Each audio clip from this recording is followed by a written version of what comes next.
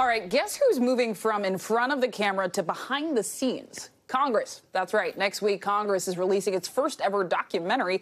It's produced by the Select Committee on Economic Disparity and Fairness and Growth. The title is Grit and Grace. Here's a short clip.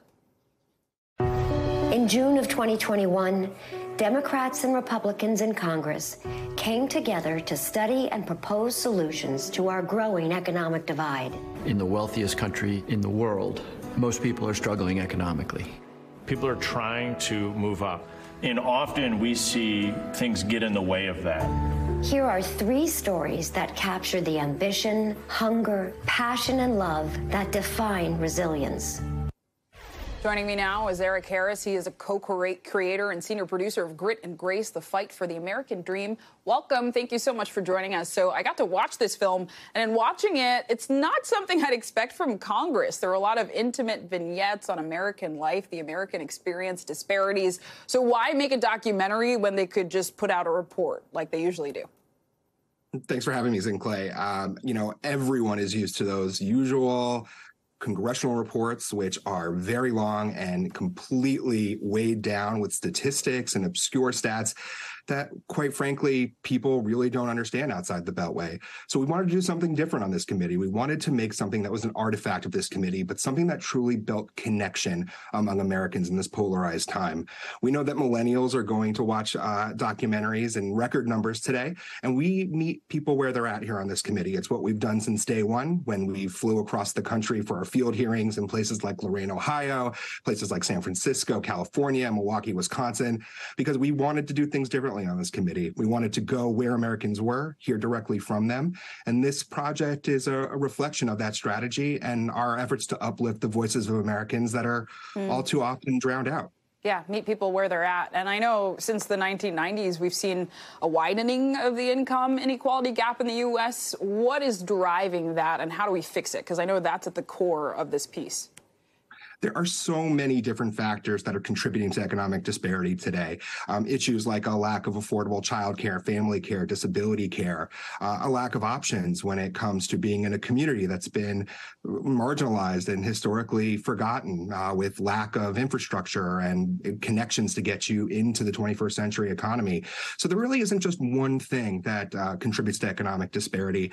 And I think that's what this documentary does. It takes a holistic look at a plethora of different issues that Americans are facing right now, which have a significant impact on their economic well-being and mobility.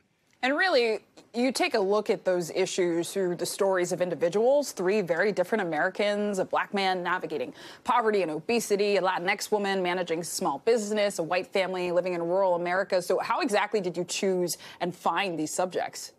It's a great question. We interviewed almost 150 different families for this project, and with the help of the incredible NGOs and 501c3s and partner groups that have been with us all along the way during the tenure of our committee, they introduced us to individuals who have been faced with crippling challenges and yet somehow we're able to overcome, just like every American. And I think you'll see that theme in our film, and a theme that a lot of Americans can identify with, the concept of being able to pivot, being presented with an obstacle that feels insurmountable, but truly being able to get over it through a little bit of help from your community and the grit that you need to be able to face any challenge.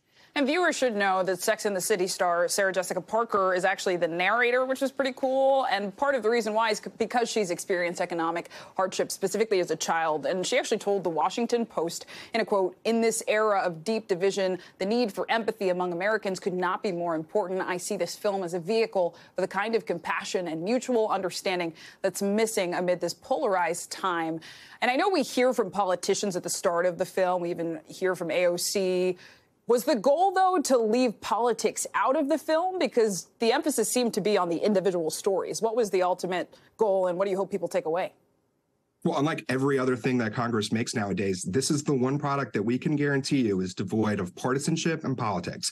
This is really just about people. And we think that putting stories that are people first is an excellent way to break through what many people believe is a really hostile political environment nowadays. We hope that when people see this film, they will be consumed with this feeling of empathy that they can now better know their Americans, their neighbors and their fellow Americans, but also feel just a little less alone, that the problems that they're encountering, the issues that they face, that they do so with the rest of the country behind them. With such a polarized climate that we're in right now, we really do believe that a content like this, content that puts people first and puts politics behind us, is what's going to help create real, genuine connection amongst Americans during this time. Well, stories do have a unique way of bringing people together and bringing everyone to the table. So, Eric Harris, thank you so much. And the documentary Grit and Grace, The Fight for the American Dream will premiere December 13th at the National Archives.